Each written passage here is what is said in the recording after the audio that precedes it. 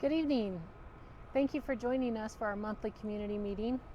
I am Chief Colleen Jacobs. I hold these virtual community meetings on Facebook on the second Wednesday of each month at 6 p.m. This year, our community meetings are going inside the department to give us a closer look at different units within our police department. Tonight, we are learning all about our drone team, known as part of our support unit. Joining me now are some of our drone pilots. Lieutenant Burke, here with me now, and Officer Callie, he'll be flying the drones. So the air support unit is going to be helping out during Westfest this weekend for the city's live stream of the parade on Facebook. Make sure you visit our booth during those festivities this weekend. So, Lieutenant Burke, is it commonplace for police departments to use drones in their police work in this day and age? Yes. Actually, in this valley, there are several departments that are using drones for various purposes. There's drone teams across the country. They're using them as a first response tool. Yes, I have heard that. We'll get into that probably a little bit later. How did the drone team first come to be? Well, one of our wise deputy chiefs decided at one point that he wanted to try this venture. Drones were just kind of becoming commonplace with the recreational flyers, and they went and got all the authorizations they needed to from the federal government and their pilot's licenses, and we started a drone team. I think the initial purchase was 6 drones and 6 pilots, and the officer that started it. Okay. He had a drone too, but it was just kind of a trainer. Okay. He used. So at this point, how many drone pilots do we have, and what does it take to be on the drone team? We have a total of 14 pilots right now, and you have to go through an online course that's approved by the Federal Aviation Administration, and you also have to go through a pilot course that is put on by our insurance company. So roughly it's about $400 in cost, and depending on how fast you study, it could be 20, 30 hours of study. Okay. And 2 tests. Okay. Now, what types of cases does the drone team help out with? It's not always just police work, right? Oh no, I've responded on lost children, lost adults. I've been on a few commercial structure fires and helped the fire department. I've helped our emergency management team in planning earthquakes. I helped with the setup of the COVID testing over at the Maverick Center. There's tons of ways we could use them. Sure.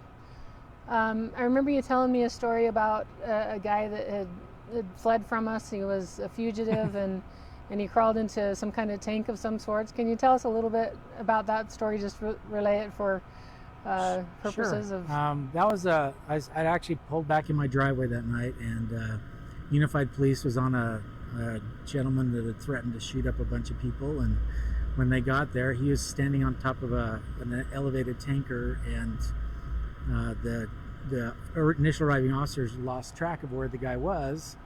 So I searched. It was on a construction site, so I searched the construction site, couldn't find him. And just as I was flying over the top of the tanker, I noticed that there's a ladder down inside, and there's a big enough entryway for a person to fit inside. So I hovered over it, and just kind of out of the corner of my eye on my thermal imaging, I saw some movement, and it turned out the guy was hiding down in the tanker. So they were able to coax him out and take him into custody without anybody getting hurt. Nice. That's what we like. Happy ending there with the safe apprehension. So what are the different types of drones that we use? On the table behind me, there's one for exterior use and one that can be interior or exterior use. We have the bulk of our fleet is DJI drones, which, my opinion, they have some of the best sensors on thermal imaging out there.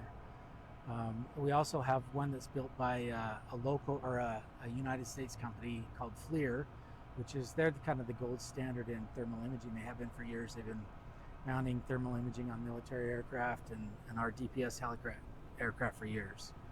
So that we've got quite an array of different equipment. Okay. Now, when these drones do fly, How long are they able to fly for?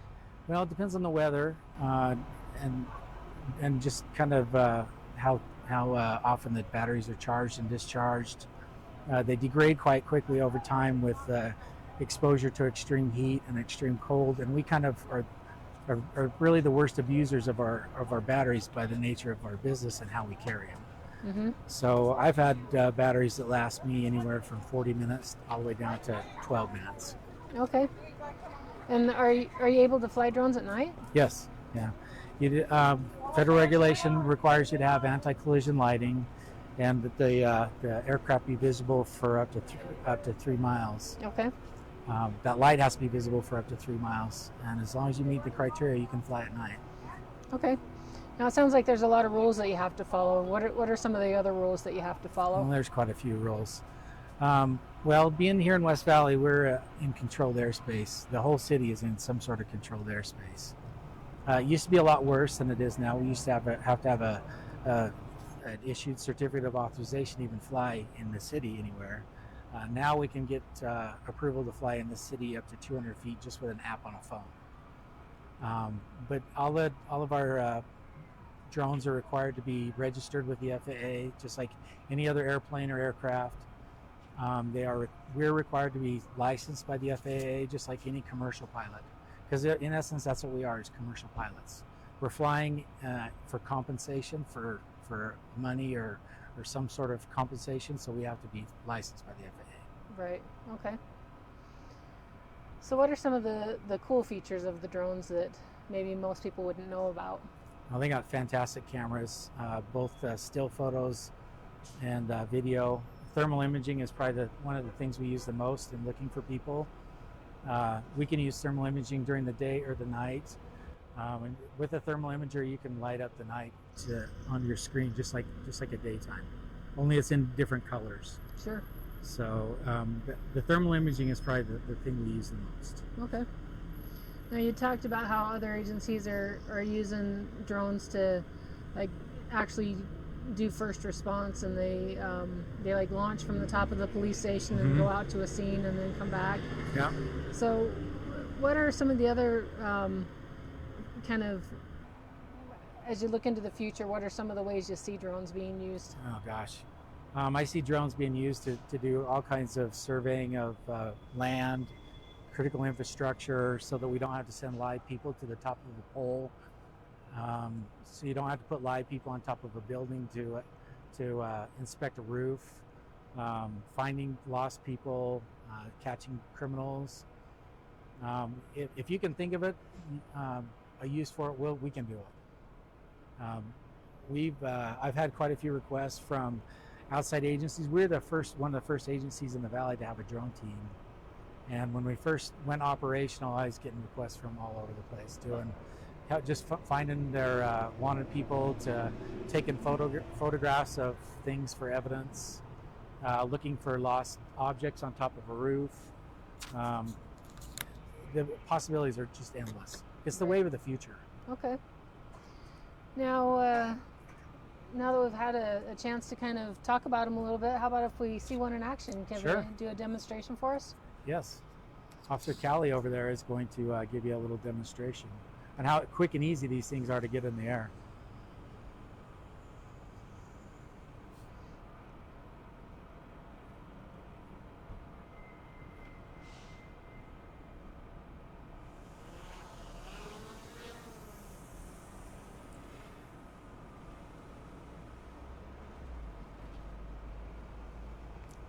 He's going to fly around and look for our wanted subject that's been fleeing from us. Hopefully we'll be able to find him relatively quickly. Oh.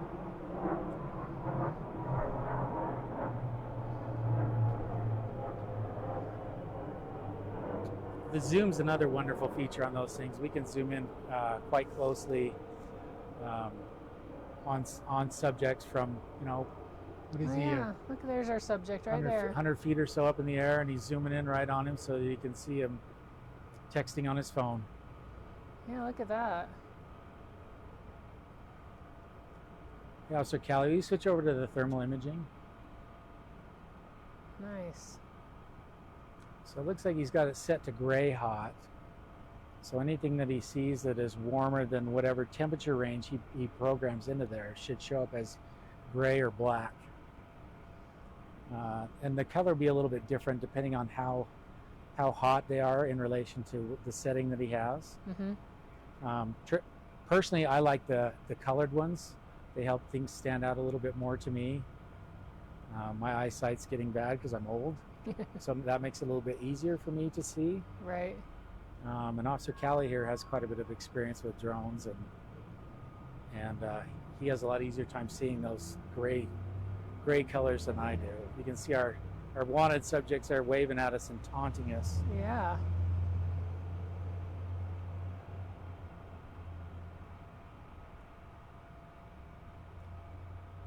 It's almost cheating in a way. Looking for the bad guys, it almost makes it so we're cheating. Hey, whatever's our advantage. Yeah, if you ain't cheating, you ain't trying.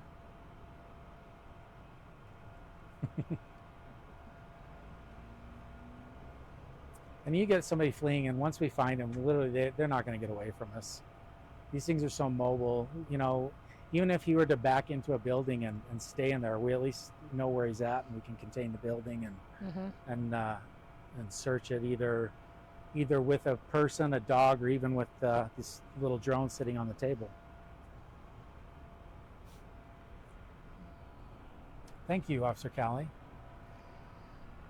Yeah. Is there anything else that you think we should know about the drone team? I think it's been one of the funnest collateral assignments I've ever had. I've been here a long time, and it's probably one of the funnest things I've ever done. And it's, like I said, it's the wave of the future, and it's just going to keep evolving and evolving into more and more stuff. Yeah. So, you know, now they've got some fixed wing drones that have been developed that can stay much longer up in the air, and they just kind of circle around. And so our ability to stay up in the air is just completely on the equipment. Okay. Yeah, those battery lives. Yeah. Okay, let's see if we've got any questions coming in from Facebook.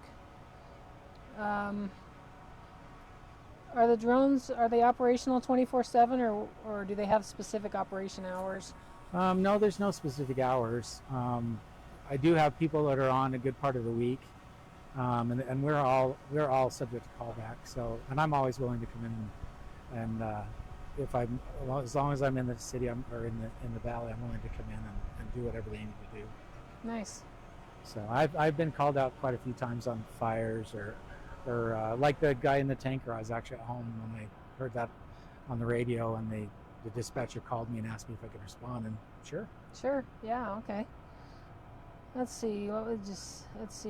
Would you say that drones improve efficiency of the police department? Absolutely. Some of these agencies that are using them as a first response tool, they are able to launch that drone off the top of a building within the city from a desk in an office, and they can fly out and fly over any sort of a scene and see if it's really happening. Our firemen go on house fires a lot. They get there and there's nothing there. If we get a house fire, we could put a drone up almost instantaneous, fly over the house fire and see that it's not really a fire, or we can see that it is a fire, and we can give them updates, and they can make a decision on how they're going to approach it and start fighting it from the information we give. Sure. So, okay. In fact, he's got a video of a couple of fires that we did. That was an arson fire that I did. The photos that are on the screen now are of a house that a gentleman threw a gas can full of gas just through the back of the house and lit it on fire. Luckily, nobody got hurt. But I went over there and took all those photographs for their investigators, so they can track down where the cause is and have the photographic evidence to prosecute people. Yeah, well, it's definitely a handy tool for police and fire and probably other city departments as well. I know it's part of our emergency management. Yeah, we've used them to survey damage. I know in a couple of instances they've flown drones inside and to look for survivors in building collapse. We're able to fly drones inside a house if we had a barricaded subject to see where he was. They're very quick and nimble. Video you're looking at now is just me practicing one night in our police building. I do that on a regular basis. I like to get as much practice as I can, and I'll use the detective desk and under the desk as a little obstacle course just to get proficient. Yeah. So I do that quite regularly. Okay. All right, let's see if there's any more questions coming in from Facebook. It doesn't look like we have any additional ones, so thank you for coming out with me today and my pleasure. Showing off your tools. Always fun to show off the tools. So thank you for joining us this evening. Our next community meeting will be Wednesday, July 9th, when we will be learning about our recruiting efforts. Thank you and have a good night.